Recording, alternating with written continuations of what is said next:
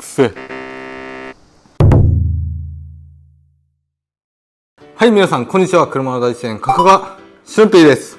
今日はね、こちらベルテックスのナノメタルライティングクリアセット、はい、これがあるので、これねどういったものかっていうと、ヘッドライトの黄ばみ、これ悩んでる人結構多いと思うんですが、その黄ばみをわずか2分の超クイック施工っていうね、シュッと一拭き黄ばみを分解、浮かせて根こそぎ除去しますっていう、ちょっとねすごいやつがあるので、これね使ったことないんですが、実際に今から使ってみて、どんな感じなのかちょっとレビューしていきたいなと思います。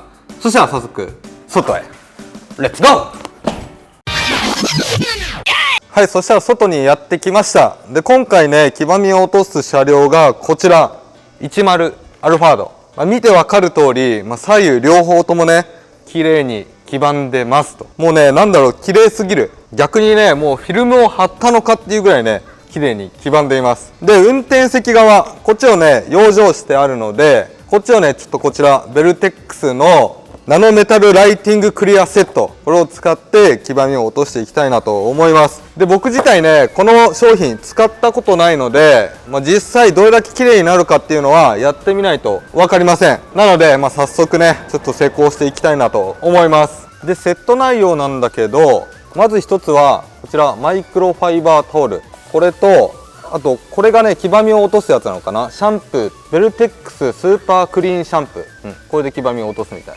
それともう一つこちらベルテックスナノメタルライティングクリアっていうねコーティング剤入ってます。なのでこれで黄ばみを落として、その後このコーティング剤を使って保護をするみたいな感じになります。そしたら早速作業開始で、使い方なんですが、あらかじめ洗う、ヘッドライトを洗って砂ほこりを取り除きます。で、その後にきれいに乾燥させる、これを忘れないでください。で、レンズ以外に本液、この液剤がねつく場合はマスキング処理をしてくださいと。マスキング処理をおすすめいたしますって書いてあるね。で、今回マスキング周り一体とりあえずやってあります。で、これもしねボディに付着した場合、このライト以外に付着した場合は水でしっかり洗い流してくださいと記載されています。じゃあまずベルテックススーパークリーンシャンプー、これだね、さっき見せたこのシャンプー、これを表面に吹きかけます。そうするとすぐに黄ばみが浮き出てくるので、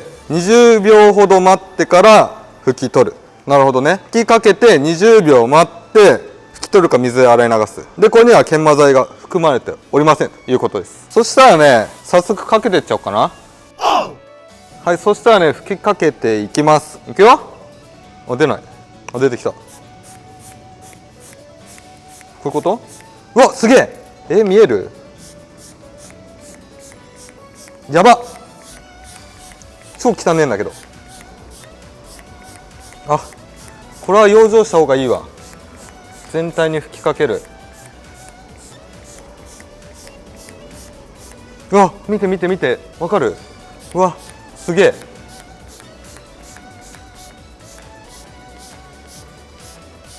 これもすごいいい車両だね。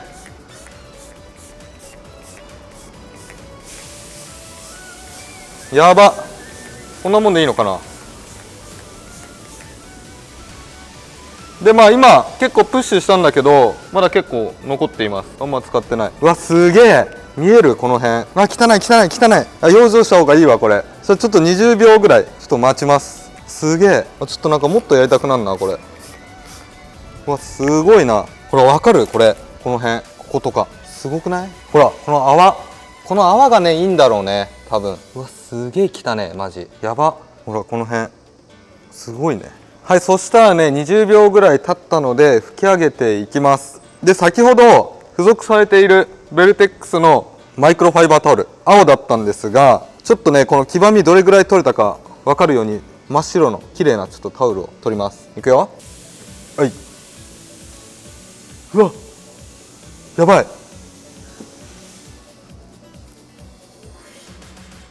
やば、汚な、汚な。おわ、すげえ。うわ、やばい。ちょっとマジでやばいから水で洗い流そう。すげえんだけど綺麗になってない？うわ、まだ汚れる。うわ、すげえ綺麗な面に変えて、もう一回ちょっと拭こうか。お、あらかた取れたね。すごい綺麗になってる。一応ねシャンプーの方やりました。黄ばみの方を落としました。まだコーティング剤はやってないんですが、助手席側が施工前で運転席側施工後、どうですか？この時点でねもう相当黄ばみが落ちたと思う。まだねくすんではいるんだけど、黄ばみっていう黄ばみはね間違いなく落ちています。でこれからねコーティング剤を実際に使って、最終的にどれぐらい違うのかっていうのをねちょっと見ていきたいなと思います。はい、そしたらね再びアップにしました。で次コーティング剤の使い方なんですが、このナノメタルライティングクリア、キャップが閉まっていることを確認して、開けてないから閉まってるんだけど、こう確認ができたらよく振る。これねナノメタル成分っていうのが沈殿してる場合があるので、これをよく振ってキッチンペーパーやティッシュに液を取り均等に塗る。でその後に付属されているマイクロファイバーで軽く拭き上げる。そしたら早速やっていきましょう。はい、開けます。いったね。でこれをティッシュにどんくらいだろうちょっと分かんないんだけど、数滴取ってこれを拭いていくと。くすみがなんかどうだろう。さっきまでねくすんでただけど、ちょっと多めに取っちゃっていいかも。思ってる以上にこれを塗り広げていく。なんか綺麗になってきた。でこれはね手につくので、僕は一応手袋をしています。念のためね。で全体に塗り広げていく。まだ結構入ってるから使っちゃおう。すごいクリア感が出てきた。どう違いわかる？こう全体的に塗っていく。いいねいいね。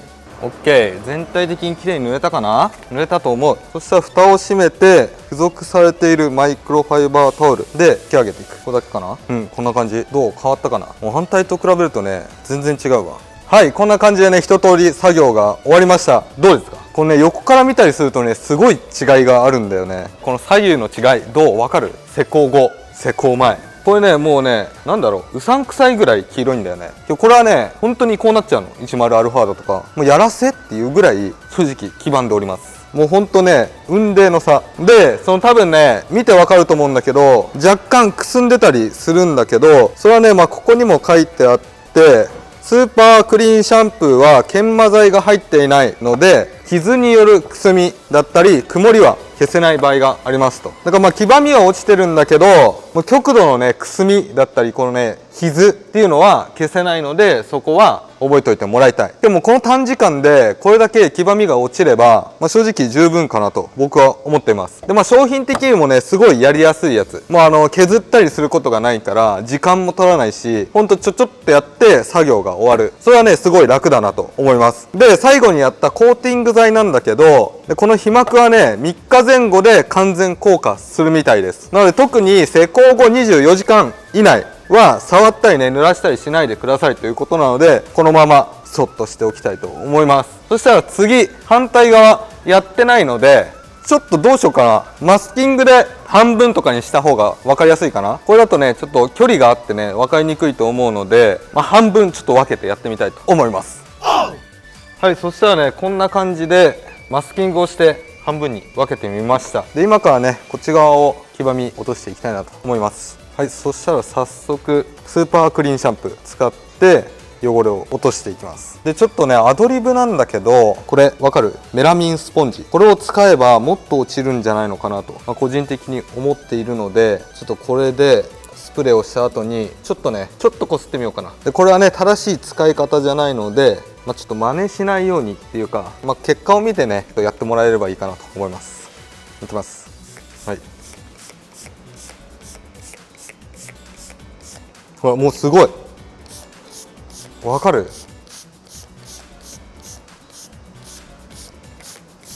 やばっ、汚な。見える見える。うわーやばい本当に。でこれを使って放置なんだけど、通常これでねちょっとなじませていく。うわすげえわ。こういう感じでメラミンスポンジでね傷つけちゃうっていう可能性もあるので、そこはどうなんだろう、良くないのかもしんない。もしかしたらけどなんかね落ちてるような気がするんだよね。すげえ本当に。そうすればなんて言うんだろう、垂れるこのもったいなさもないような気がするけど、余計ね傷をつけてくすみがねひどくなる可能性もなくはないよね。ちょっともうちょっとかけてでメラミンちゃん、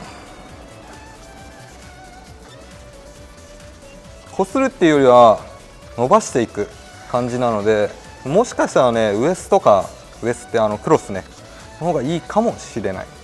こんな感じでいいかな。そしたらこっちもね分かりやすいように白いタオルで拭き上げていきます。もう手がやばい、ほら手袋した方がいいかもね。あ、汚ね、マジ汚ね。反対も使って拭き上げていく。ほら見て、こんな黄ばんでたんだよ。やばいよね。